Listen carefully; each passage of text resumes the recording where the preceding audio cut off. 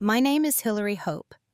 I'm 36 years old, a compliance consultant by profession, a strategist by temperament, and, according to my extended family, the calm one. People often mistake calm for agreeable. They see my steady tone and assume softness. They see my silence and assume surrender. I've been described as mature, practical, and even emotionally evolved. What they don't realize is that composure can be a form of containment, and containment, when necessary, becomes power. For most of my life, I played the role that was easiest for everyone else: the reasonable daughter, the flexible sister, the one who didn't make scenes at birthdays, weddings, or Sunday dinners, especially Sunday dinners. If you've ever grown up in a family where one child shines a little brighter, where praise gathers around one seat at the table while the others learn to clap, you'll understand what I mean when I say, I wasn't neglected, I was managed. My younger brother was the golden child. Brilliant, charismatic, perpetually defended. If he forgot something, it was because he was busy. If he hurt someone, it was because he was stressed. If I reacted, it was because I was sensitive. And for years, I accepted that framing. This story isn't about screaming matches or dramatic ultimatums. It's not about revenge or public humiliation. There was no slammed door, at least not loudly. It was about a dinner, one request, one sentence that crossed a line so quietly that everyone else pretended not to hear it. My parents forced me to apologize to my golden child brother, and I said no. Then I stood up in the middle of dinner and walked out. What happened after that wasn't explosive. It was slower, quieter, far more irreversible. Because the truth I learned that night is simple. Respect cannot be negotiated. It cannot be traded for peace. It cannot be earned through silence. And it cannot be demanded from someone who has already decided you're smaller than them. Over the next hour, I'm going to tell you what led to that dinner. The years of subtle shifts, the tiny cuts that never bled enough to justify a protest, the role I was assigned without ever agreeing to it, and the moment I decided I was done playing it. This isn't a story about hating my family. It's a story about understanding myself. Have you ever stayed quiet just long enough that people forgot you had a voice? In my family, I was the steady one. That word followed me like a label stitched into the inside collar of every version of myself. Steady, practical, reliable. It sounded like praise. It felt like containment. My younger brother, Daniel, was the spark.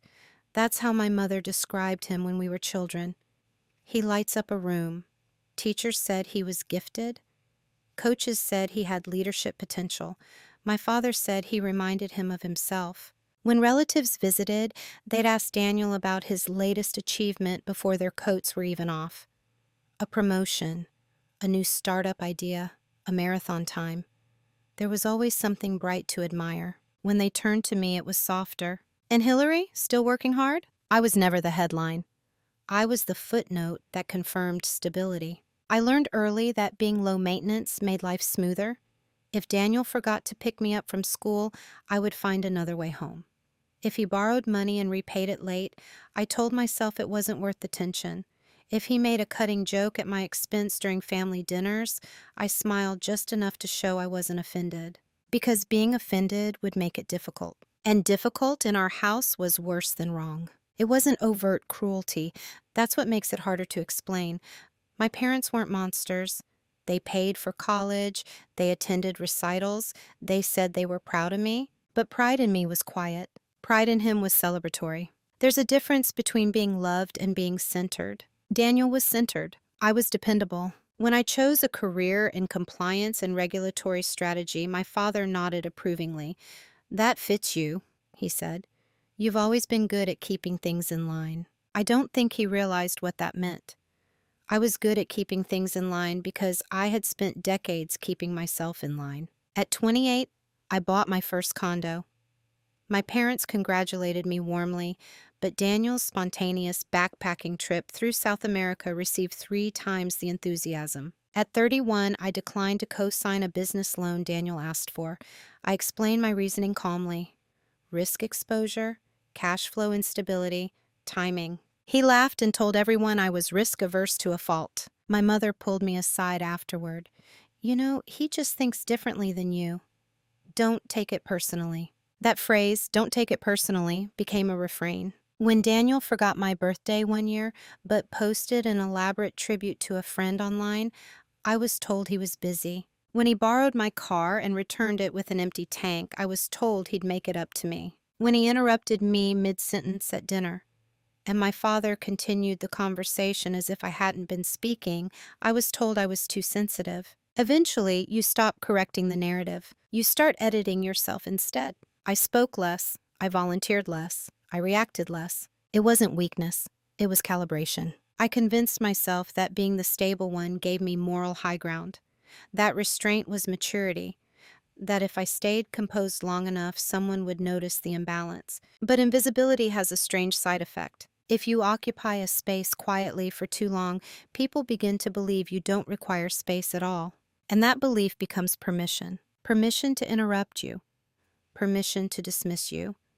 Permission to decide on your behalf what you should feel. I didn't resent Daniel. That would have been simpler. What unsettled me was subtler than resentment. It was the slow realization that my family didn't just favor him. They expected me to absorb him, to accommodate him, to adjust around him, to apologize for the friction he created. And at the time, I still believed that maintaining peace was the mature choice. I hadn't yet learned that peace built on imbalance is just silence with better branding.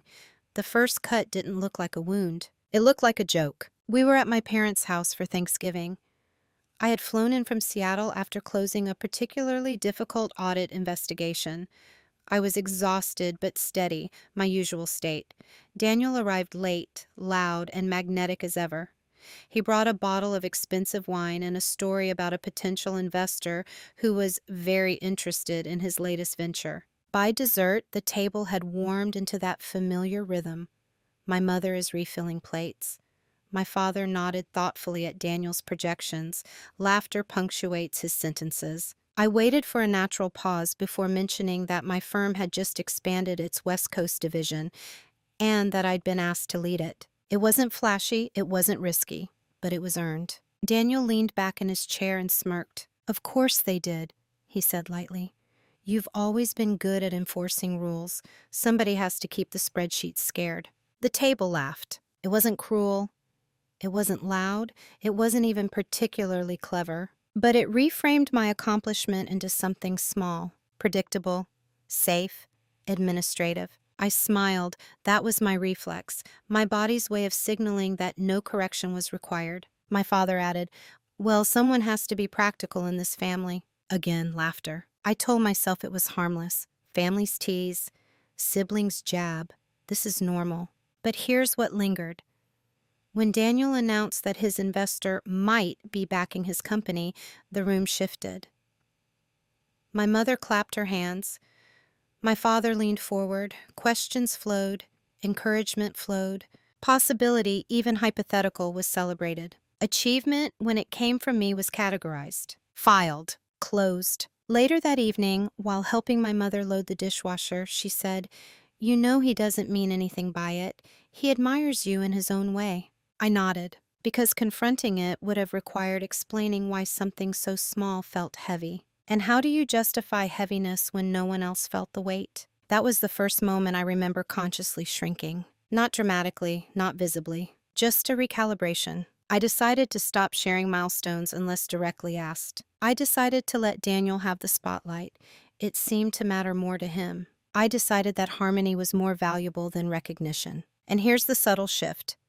Once you accept dismissal once, it becomes easier for others to repeat it. Over the next year, it became a pattern. If I expressed an opinion about one of Daniel's business plans, it was labeled overcautious. If I declined to invest, I was not supportive. If I corrected a factual inaccuracy during a family debate, I was being technical. Each time, the tone was light, playful, just sharp enough to leave a mark that only I seemed to notice. And each time I told myself I was strong enough not to need validation. But strength without acknowledgement slowly turns into isolation. The first small cut didn't bleed. It taught everyone else that my skin could absorb impact without consequence. And it taught me something more dangerous.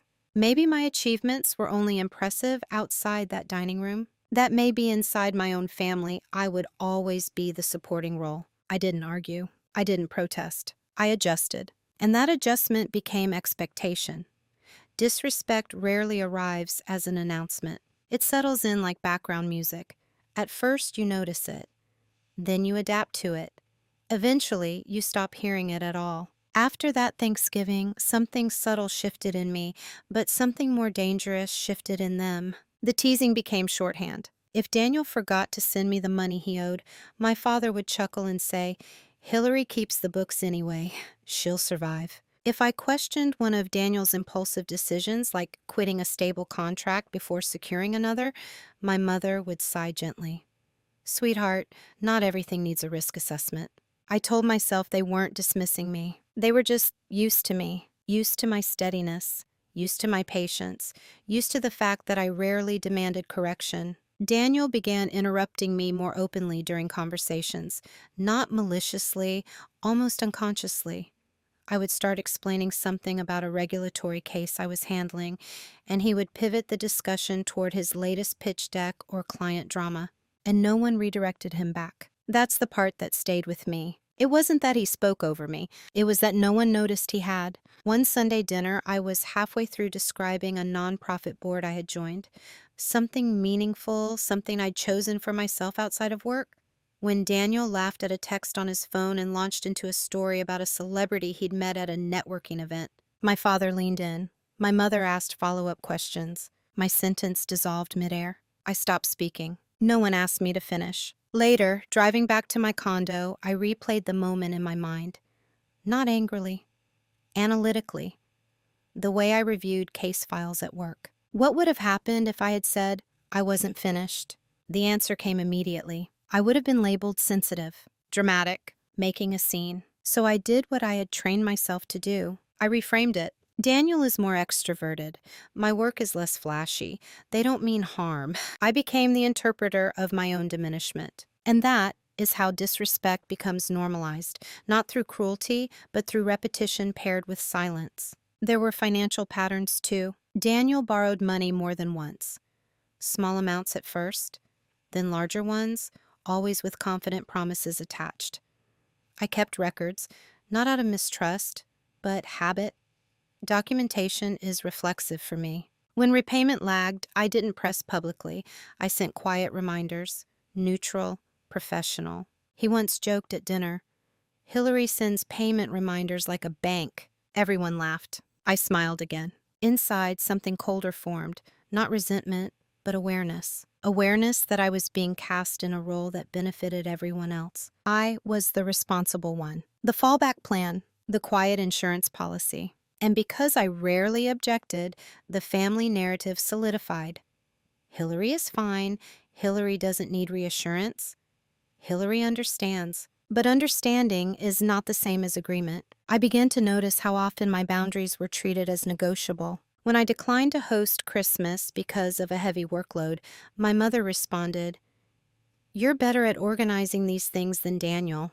Translation, "Your capacity obligates you." When I refused to invest in his newest startup, he said, "You just don't believe in me." Translation, "Your caution equals betrayal." Each time I explained calmly, each time my reasoning was met with subtle emotional pressure. And because I didn't explode, because I didn't storm out or raise my voice, it reinforced their belief that everything was fine. What they didn't understand was this: silence can be agreement, but silence can also be data collection. And by then I had started collecting, not to punish, not to confront, just to understand the pattern clearly enough that I could no longer pretend it wasn't there. Disrespect had become normalized, not because it was severe, but because it was expected, and I was still playing along, for now. It took me years to realize that in my family, I wasn't reacting to isolated moments. I was performing a role, and the role had been assigned so gradually that I never noticed the contract I hadn't signed. Daniel was the visionary, my father was the authority, my mother was the emotional mediator, and I was the stabilizer, the one who absorbed friction, the one who translated chaos into order, the one who fixed things quietly so everyone else could remain comfortable. At first, it felt flattering. Being the reliable one sounds honorable. People lean on you. They trust you. They assume competence. But there's a cost to being the stabilizer in a system that resists balance. You become responsible for harmony, even when you didn't create the discord. If Daniel forgot a commitment, I was asked to smooth it over. If he offended a relative with a blunt remark, I was nudged to explain what he really meant. If tensions rose at dinner, my mother's eyes would flick toward me as if to say, redirect this. And I did. Not dramatically, subtly. A changed subject, a clarifying comment, a softened interpretation. I told myself it was maturity. But maturity should not feel like containment. One evening, after Daniel announced he was leaving yet another partnership because the investors didn't understand his vision, my father sighed heavily. He just needs more support, he said. The implication hung in the air. Support from whom? My mother looked at me. You're so good at planning. Maybe you could help him structure the next one. It wasn't framed as an obligation. It was framed as a contribution. And I heard myself say yes. Not because I believed in the project, but because refusing would have disrupted the emotional equilibrium of the room. That was the pattern. My boundaries were negotiable because my identity was tied to being reasonable. The more composed I was, the more flexibility was expected from me. And here's the quiet truth I didn't admit to myself at the time. Part of me took pride in being the dependable one. If Daniel was chaotic, I was grounded. If he was impulsive, I was disciplined. If he was celebrated, I was respected, or so I thought. But respect that depends on utility is conditional. The realization began as a flicker one night when Daniel casually said, "If Hilary's involved, I know it'll be organized."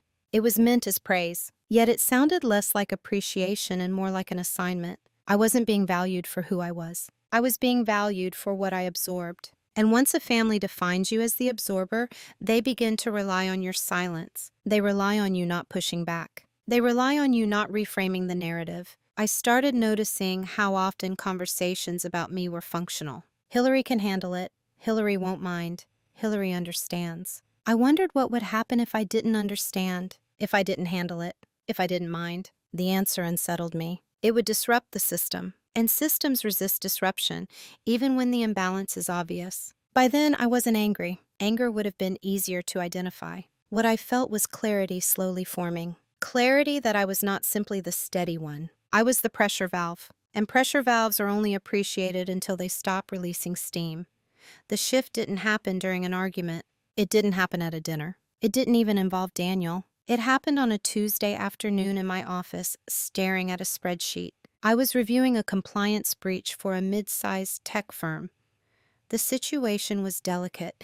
An executive had overridden internal controls, assuming no one would challenge him because the system had always adjusted around his decisions. That sentence in the report stopped me. The system had always adjusted around his decisions. I leaned back in my chair and felt something click into place. At work, when someone repeatedly bends the rules and others compensate silently, it's called enabling risk. Over time, the organization becomes fragile, not because of one reckless person, but because the structure keeps absorbing impact instead of correcting it. I closed the file. For the first time, I looked at my family not emotionally, but structurally. Daniel made impulsive choices. The family adjusted. I absorbed the administrative and emotional spillover. The pattern repeated. No formal correction. No recalibration. Just adaptation. And adaptation, without boundaries, becomes permission. That was the moment something shifted, not outwardly, but internally. I stopped asking, why are they like this? And started asking, why am I participating? It wasn't self-blame. It was a responsibility. I had equated silence with strength. I had equated composure with moral superiority. I had equated endurance with love. But endurance without limits is not love. It's self-erasure. That evening, I didn't call anyone. I didn't confront anyone.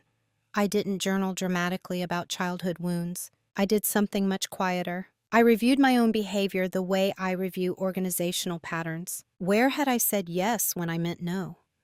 Where had I minimized discomfort to maintain peace? Where had I allowed teasing to go uncorrected? The list was longer than I expected. And instead of anger, I felt a calm clarity. If a company kept absorbing losses because one executive refused to follow procedure, my job wouldn't be to attack the executive. My job would be to adjust the structure. Structures don't argue.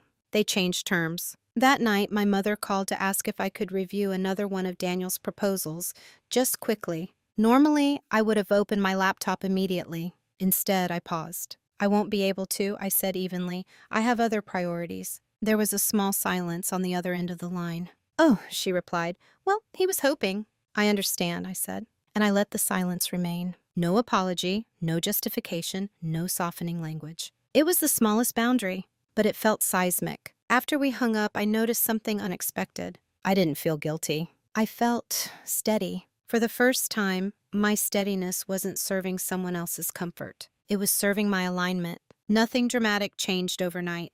There were no confrontations, no accusations. But internally, the negotiation ended. I stopped negotiating with myself about what was acceptable. I stopped rehearsing explanations before saying no. I stopped preemptively shrinking to prevent friction. And I began observing my family's reactions, not emotionally, but analytically. Because once you shift internally, the system around you eventually reveals itself. The dinner where everything would come to a head was still months away. But the decision that made it possible, that happened quietly, on a Tuesday, in front of a spreadsheet.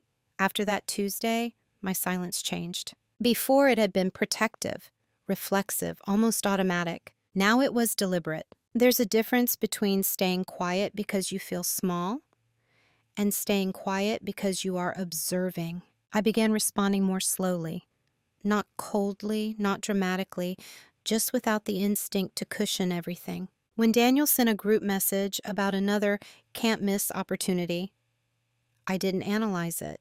I didn't critique it. I didn't offer strategic suggestions. I simply replied, "Hope it goes well," nothing more. When my mother called to vent about his latest disagreement with a partner, I listened, but I didn't volunteer to mediate.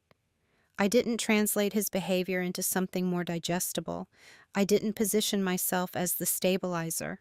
That sounds stressful, I said, and I left it there. At first, no one noticed. Or maybe they did, but assumed I was busy. Silence, when it has been your brand for years, is rarely questioned. But what changed internally was this. I stopped explaining myself preemptively. If I declined an invitation, I didn't provide a paragraph of context.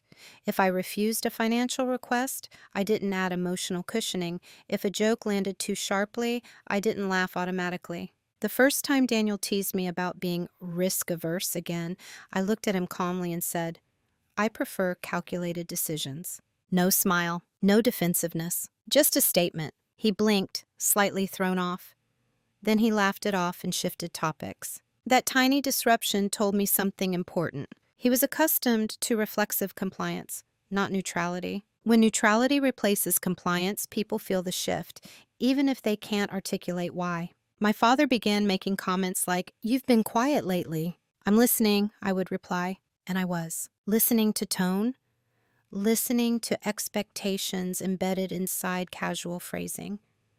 Listening to how often my value was framed around what I could provide. I wasn't withdrawing affection. I was withdrawing unpaid labor, emotional labor, administrative labor, reputational labor. And the absence of that labor created small ripples. Daniel once asked if I could look over a contract the same night he sent it. "I won't have time," I said. "Come on, it'll take you 5 minutes." "It won't," I replied evenly. There was a pause. He wasn't used to friction that didn't escalate. He was used to persuasion eventually working. When I didn't argue, didn't justify, didn't soften, he had nothing to push against. That's the quiet power of composed boundaries. They don't create drama. They create clarity. But clarity is uncomfortable for people who benefited from ambiguity. My mother's tone shifted subtly in phone calls. Slight confusion. A hint of concern. "Is everything okay with you?" she asked once. "Yes," I said truthfully, because everything was. For the first time in years, my internal alignment matched my external behavior. Silence was no longer a concession. It was a choice. And choice changes posture. I sat straighter at dinners, spoke only when I intended to. Finished sentences even if no one reacted dramatically. Daniel still dominated conversations, but I stopped shrinking in response. And here's what I began to see clearly. When you stop overfunctioning in a system built on your overfunctioning, others begin to feel the imbalance they used to outsource to you. The tension wasn't explosive. It was subtle, but it was building. And no one, not even me, fully understood yet what would happen when that tension finally met a boundary that refused to bend. What they never noticed was that I had stopped reacting and started preparing. Not for revenge, not for confrontation, for independence. When you grow up being the stabilizer, you unconsciously tie your identity to usefulness. So the first thing I did wasn't dramatic. I audited my usefulness. Financially, I had always been responsible. Stable income, investments diversified, emergency reserves.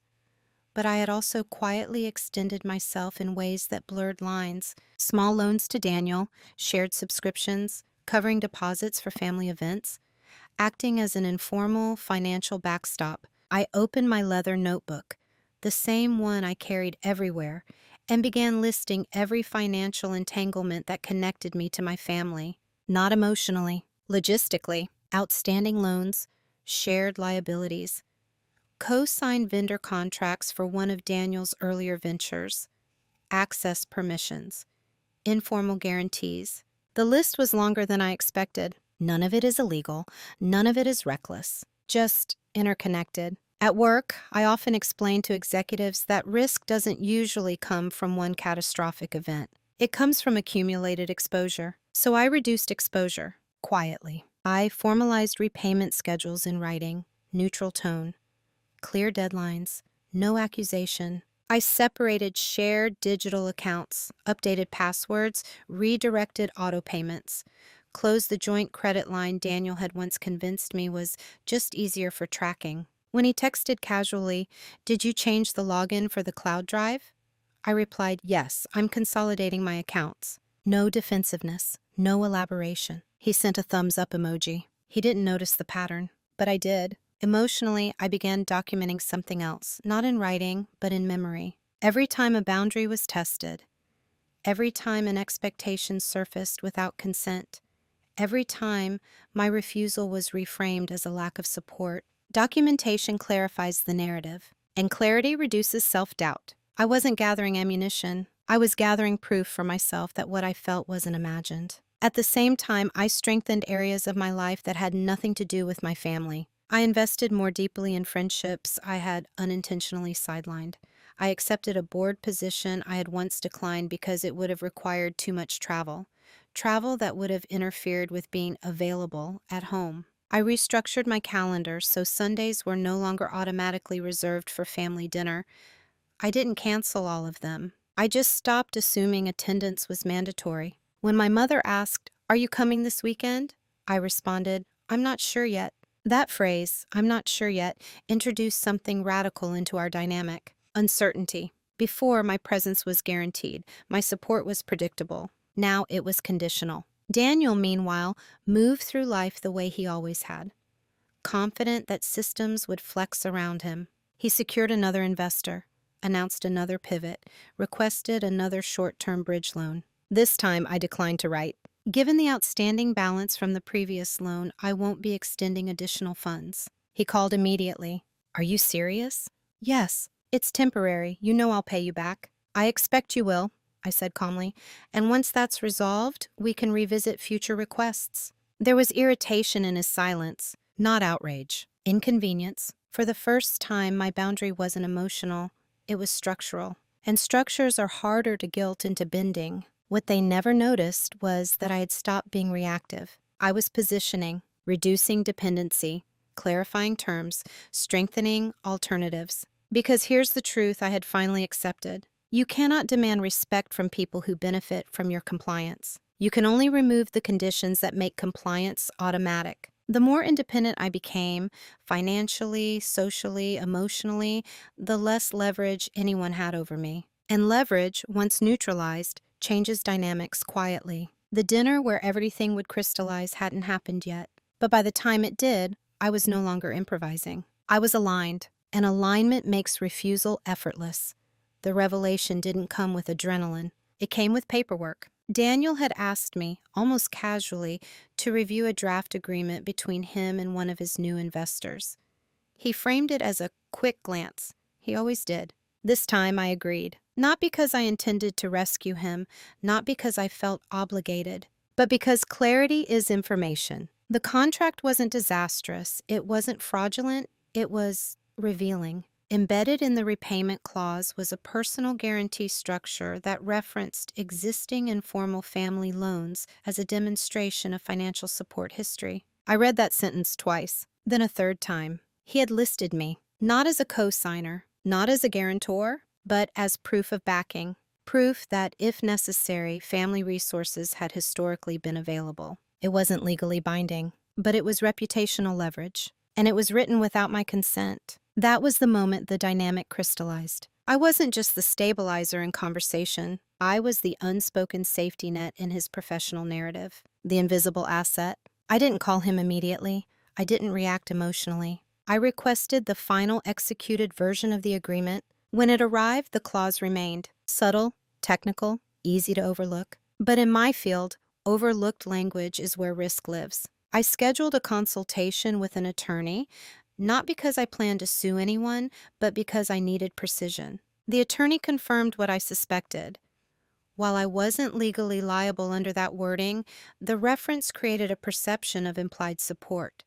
If the investor ever leaned on Daniel to demonstrate backing, my name could be invoked. It wasn't illegal. It was presumptive, and presumption is built on a pattern. He had assumed I would always be there, financially, administratively, quietly. The private reveal wasn't that Daniel was malicious. It was that he had internalized my availability as permanent, and my parents had reinforced that belief for decades. Respect cannot be negotiated. That sentence surfaced in my mind fully formed, because negotiation implies mutual acknowledgement of value. What I was facing wasn't negotiation. It was an assumption. I drafted a message to Daniel, calm, structured. I requested that the clause referencing family financial history be removed in an amended filing. I explained that, while I was supportive as a sister, I was not an implied financial backer for current or future ventures. No accusation, no emotional language, just clarity. He called within minutes. "You're overthinking this," he said. "It's just contextual background." "It's not an accurate context," I replied, "and it creates implied leverage." "You've always helped." Past assistance does not equal ongoing commitment. Silence. Then frustration. "Why are you being like this lately?" There it was. Not, "Is this reasonable?" Not, "I understand your concern." But, "Why are you different?" Because difference disrupts entitlement. He eventually agreed to amend the document.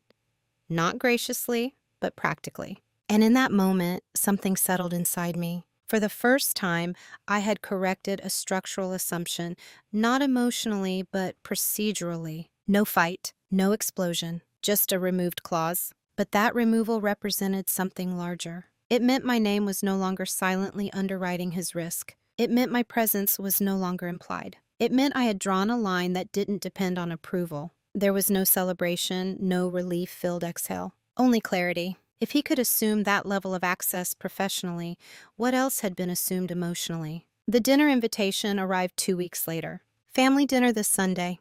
Important, we all talk. Important. That word carries weight in families like mine. I already knew the pattern.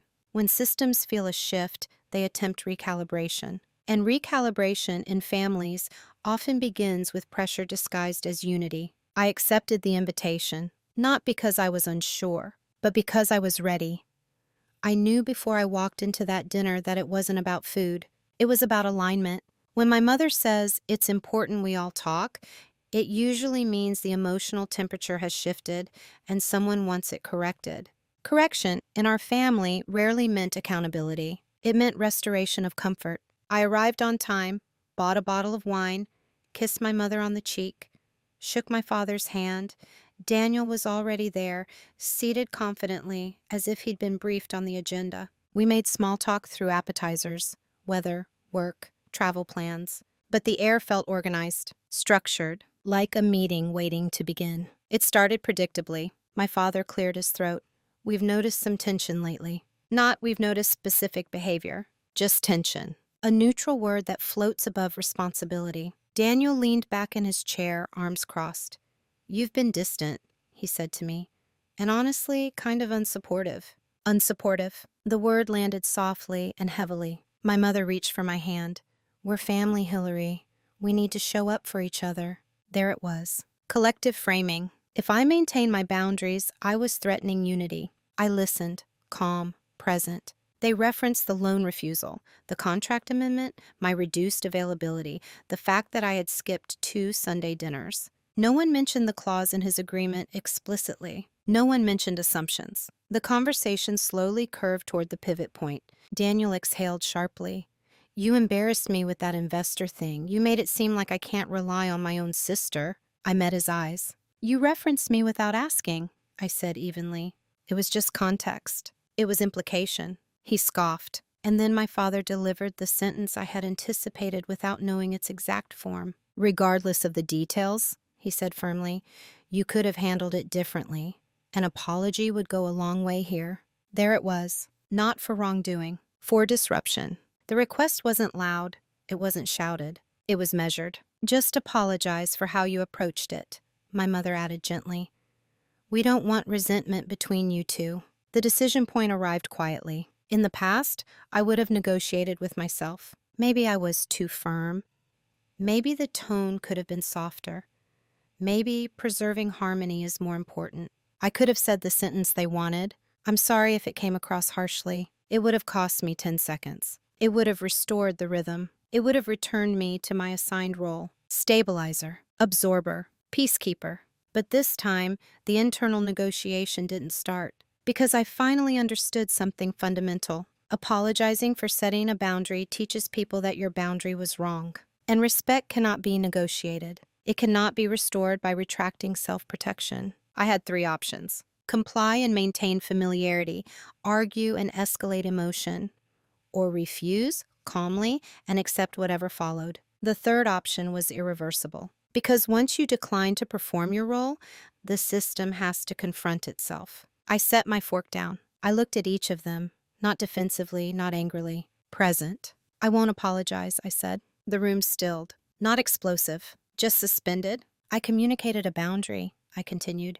That isn't something I'm sorry for. Daniel's jaw tightened. My mother's hand withdrew slowly from mine. My father's expression hardened, not rage but disappointment. The system had met resistance, and for the first time I wasn't adjusting to relieve the pressure. When I said, I won't apologize, the silence that followed wasn't dramatic. It was procedural, like a meeting that had reached an unexpected vote. No one shouted, no one stood up. But something recalibrated in the room. Daniel was the first to respond. So you're just, what, above everyone now? His tone wasn't furious, it was incredulous, as if my refusal had disrupted gravity. I'm not above anyone, I replied calmly. I'm responsible for my own boundaries. My father leaned back in his chair. Boundaries are one thing, family loyalty is another. That sentence was designed to corner me emotionally. But here's what changes when you're aligned internally. You stop reacting to tone. You respond to structure. I'm loyal, I said, but loyalty doesn't mean silent agreement. My mother looked between us, clearly hoping for softening. You're making this bigger than it needs to be, she whispered. Maybe, or maybe it had always been this big. I didn't argue further. I didn't list past incidents. I didn't present a catalog of accumulated assumptions. That would have turned the evening into litigation. Instead, I did something far simpler. I stood up. Not abruptly, not theatrically. I placed my napkin on the table. I'm going to head out, I said evenly. I think we all need space. Daniel laughed once, short, disbelieving. You're walking out over this? I'm choosing not to continue this conversation tonight. That was the truth. Walking out wasn't a punishment. It was containment. If I stayed, the pressure would escalate. Someone would raise their voice. Someone would frame me as dramatic. Leaving preserved my composure and my position. My father didn't stop me. That was telling. My mother said my name softly, like a question. I kissed her cheek. I love you, I said, because boundaries are not rejection. They're differentiation. And then I walked out. The air outside felt ordinary, cool, neutral. There was no cinematic rush of empowerment, no swelling soundtrack, just steadiness. In the car, I didn't cry. I didn't rehearse counterarguments. I drove home and opened my notebook. Not to document grievances, to outline next steps. If the family dynamic was shifting, I needed to ensure my structural independence was complete. I reviewed outstanding financial ties again, confirmed repayment timelines, drafted a formal agreement for the remaining balance Daniel owed, clear, courteous, enforceable. I adjusted my will to remove informal contingencies. I notified my parents that I would no longer participate in business-related reviews for Daniel. Short, direct. No emotional framing. The following week, I declined another Sunday dinner invitation. I need some distance for now, I wrote. That phrase carries weight when you've always been present. No one replied immediately. That silence was different from before. It wasn't dismissive. It was unsettled. For years, my compliance had lubricated the system. My availability had softened its sharp edges. Now the system had to operate without that buffer. And when buffers disappear, pressure becomes visible. I didn't post anything online. I didn't discuss it with extended family. There was no campaign, just recalibration. Because respect, once withdrawn, reveals where it was never fully granted. And I had finally stopped negotiating for something that should have been mutual from the beginning. The consequences wouldn't explode overnight.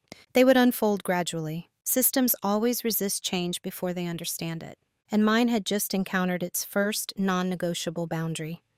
Consequences rarely arrive with clarity. They arrive in confusion. The first sign was subtle. My mother called 3 days after the dinner. Her tone was careful, measured in a way I hadn't heard before. "We miss you on Sunday," she said. Not, "You hurt us?" Not, "You're being unreasonable." Just, "We miss you." "I understand," I replied. "I need some time." A pause. Time for what? That question revealed something important. From their perspective, nothing significant had occurred. A disagreement, a moment of stubbornness, something to smooth over with a softened apology. But from mine, a structural shift had happened. "I need time to adjust," I said, "and to let things settle." She didn't argue, but I could hear the unfamiliarity in her silence. The next shift came through Daniel, not directly, but indirectly. He sent a text asking if I could quickly look at another agreement. I didn't respond immediately. A few hours later, he followed up with, "It's fine, I'll figure it out." That sentence was new. Before, the assumption would have been certainty. "You'll do it." Now there was hesitation and irritation. Word traveled through the extended family too, though no one confronted me directly. An aunt called to ask if everything was okay between you and your brother.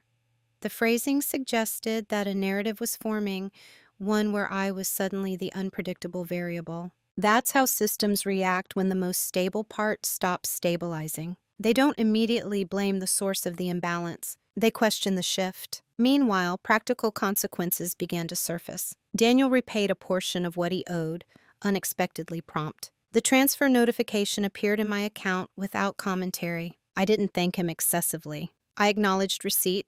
2 weeks later, he repaid another installment. The urgency suggested something I hadn't anticipated. He needed to demonstrate independence, not to me, but perhaps to himself. At dinner, without me there to redirect or mediate, conversations apparently grew sharper.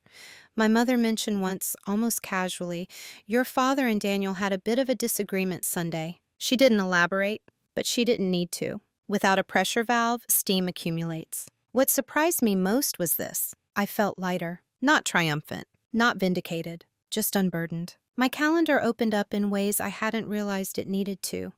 Sundays became reflective instead of anticipatory. I spent more time with friends who asked about my life and waited for the answer. The absence of constant emotional management created space, and space revealed how much energy I had been spending invisibly. Yet I also felt the pull of guilt, not because I believed I was wrong, but because when you disrupt a system you've helped maintain, part of you wonders if you owe it repair. That's the final tether of the stabilizer. The belief that you are responsible for restoring equilibrium, even when equilibrium was never truly balanced. But here's what became clear in those weeks. No one reached out to apologize for asking me to retract my boundary. No one acknowledged the clause in Daniel's agreement. No one said, "We see your perspective." What they missed wasn't my presence. It was my function. And the longer I remained firm, the more visible that absence became. Consequences were unfolding, not explosively, but quietly. And quiet consequences are harder to dismiss because they don't beg for attention. They simply change the landscape. The shift from confusion to urgency happened about a month later. It wasn't dramatic. It was strategic. Daniel called me on a Thursday evening, no preamble, no casual tone. "Can we talk?" he asked. There was something different in his voice, not anger, not arrogance. Strain. I agreed to meet him at a quiet cafe halfway between our homes, neutral territory. When I arrived, he was already seated, laptop open, jaw tight. He didn't waste time. "The investor pulled out," he said flatly. I didn't react. He said there were concerns about structural backing, about stability. Daniel's eyes flicked up toward me.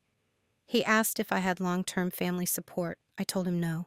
There it was. The amended clause had removed the assumption, and without the implied safety net, scrutiny increased. I didn't feel satisfaction. I felt inevitability. "What are you asking from me?" I said calmly. He leaned back, frustrated. "I'm not asking for money." That was telling. "I'm asking you to talk to him.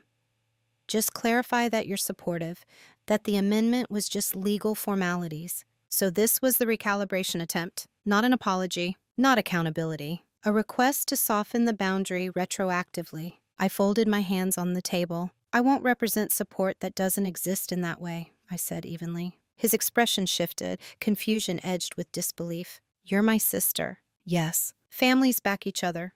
Families also respect each other." Silence stretched between us. "You're being rigid," he said finally. "No," I replied. "I'm being consistent." That word landed harder than any accusation. Consistency exposes fragility in systems built on flexibility from only one side. Daniel ran a hand through his hair.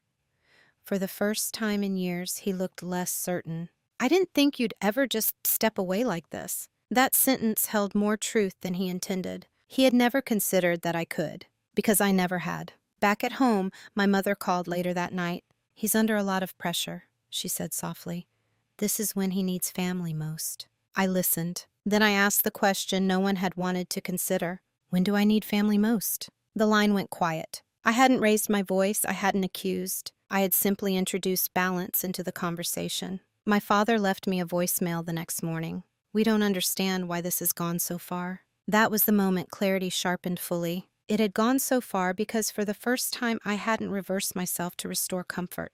They believed this could still be smoothed over. A shared meal, a softened statement, a symbolic apology. But something irreversible had already occurred. They had seen that I would walk away. And once someone knows you will leave rather than bend, the dynamic changes permanently. It wasn't that reconciliation was impossible. It was that the version of me they were accustomed to was no longer available. Too late to fix it didn't mean relationships were destroyed. It meant the old operating system had expired. And upgrades require acknowledgement of flaws. Without that, you're just reinstalling the same imbalance. I wasn't angry. I wasn't triumphant. I was steady. And for the first time, that steadiness belonged entirely to me. The final conversation didn't happen at a dinner table. It happened in my parents' living room on a quiet Sunday afternoon. No extended family, no holiday tension, just the four of us. My mother had asked if we could reset. I agreed, not to reset the past, but to clarify the present. When I arrived, the atmosphere felt careful, polite, almost formal. Daniel sat upright, hands clasped. My father stood near the window. My mother poured tea she didn't drink. No one wanted another fracture, but no one had yet acknowledged the structure that caused it. My father began. "We don't want distance in this family." "Neither do I thought. But distance and boundaries are not the same." "I don't either," I said calmly. Daniel spoke next, and this time there was no edge in his voice. "I didn't realize you felt used." The words sounded unfamiliar in his mouth. "I don't think you intended harm," I replied. "But intention and impact aren't the same." That sentence settled gently in the room. No one flinched. For once, no one tried to minimize it. My mother leaned forward slightly. "We've always relied on you," she admitted. "You've always been so capable." There it was. Admiration framed as explanation. "I'm capable," I said, "but capability isn't consent." Daniel exhaled slowly. "When you walked out," he said, "it felt like you were choosing pride over family." I met his eyes. "I was choosing self-respect," I answered. Not sharply, not defensively, just clearly. He looked down at his hands. The conversation did interrupt. It unfolded. I explained that apologizing for enforcing a boundary would have taught all of us that my boundary was wrong, that I was willing to retract myself for comfort. "I can support you," I said to Daniel, "but not as an implied guarantee, not as a silent backup plan, and not at the cost of being dismissed."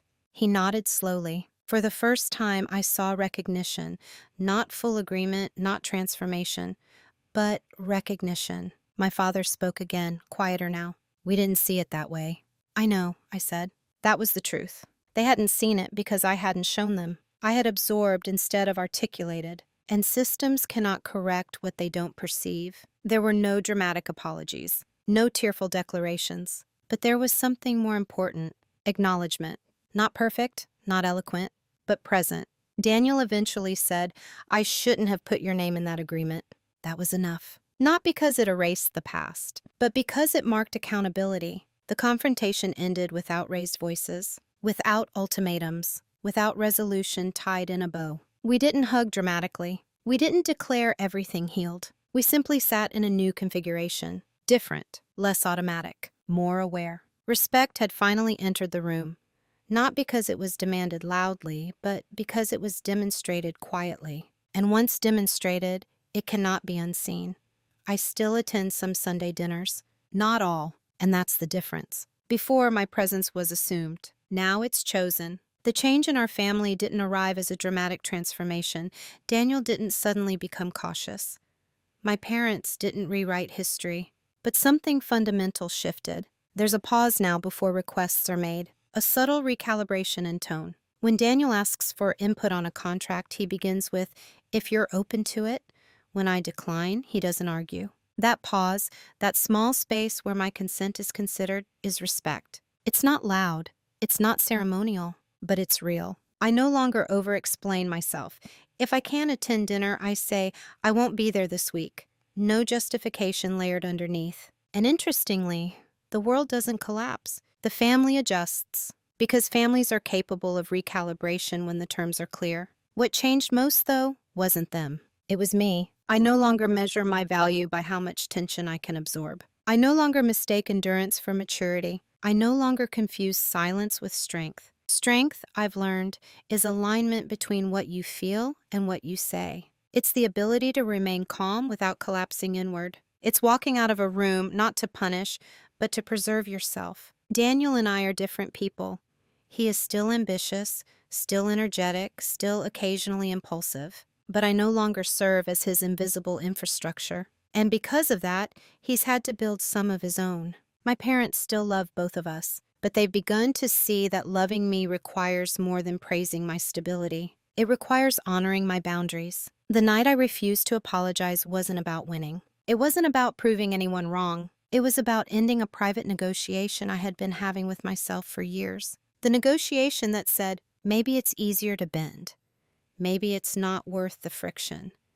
Maybe being the bigger person means being the quieter one. I've learned something different. Being the bigger person sometimes means being the clearer one. I am still calm, still steady, still thoughtful, but now my steadiness belongs to me first. And that changes everything. Respect cannot be negotiated. It can only be modeled. And once you model it consistently, the people around you either rise to meet it or they adjust to your absence. Fortunately, in my case, they chose to rise. Not perfectly, not instantly, but sincerely enough, and that's enough for me.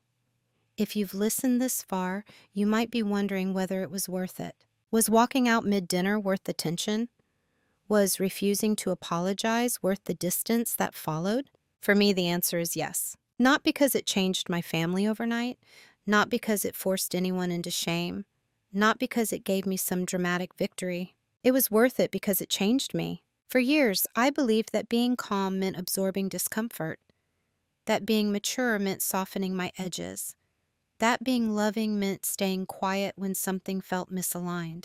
But there is a quiet line between patience and self-betrayal, and once you cross it enough times, you stop recognizing your own reflection. The night I stood up from that table, I wasn't rejecting my family. I was rejecting a role that said my boundaries were negotiable, a role that said harmony mattered more than dignity, a role that told me my steadiness was for everyone except myself. Respect cannot be negotiated. If someone requires you to apologize for protecting your integrity, what they're really asking is for you to make yourself smaller so they can remain comfortable. And comfort is not the same as connection. Connection requires mutual recognition, mutual adjustment, mutual accountability. Walking out didn't destroy my family. It clarified it. It revealed who could adapt and who needed time. And most importantly, it reminded me that calm does not mean compliant. If you've ever been the steady one in your family, if you've ever swallowed a sentence to avoid friction, if you've ever apologized not because you were wrong, but because you were tired, I see you. The question isn't whether you love your family. The question is this: have you ever mistaken silence for peace, and what changed when you finally spoke? I'd love to hear your thoughts in the comments.